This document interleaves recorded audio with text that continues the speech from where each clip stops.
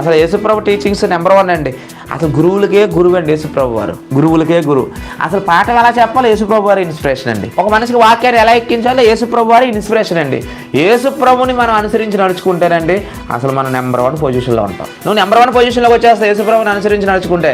Real role model యేసుక్రీస్తుని కనుక మనం అనుసరిస్తే అసలు మనం ఖ్యాతి దేవుడు ఎక్కడికో తీసుకెళ్తాడండి.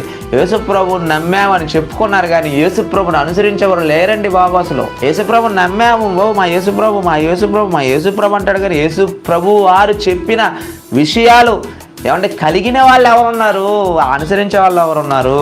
శత్రువుని ప్రేమించమని చెప్పాడు యేసుప్రభు. ప్రేమిస్తున్నారా? శత్రువుని ద్వేషిస్తున్నారా? ప్రేమించే వాళ్ళు చాలా తక్కువ, ద్వేషించే వాళ్ళు చాలా ఎక్కువ. మళ్ళీ మాకు యేసుప్రభు బాగా పరిచయం అండి. 20 సంవత్సరాలు యేసుప్రభు నమ్ముకొని, 10 సంవత్సరాలు యేసుప్రభు నమ్ముకొని అసలు తెల్లారులేస్తే ప్రార్థన చేసుకుంటారండి, బైబిల్ చదువుకుంటానంటే మంచిదే, బాగుంది, ప్రార్థన చేసుకోవడం మంచిదే, బైబిల్ చదువుకోవడం మంచిదే.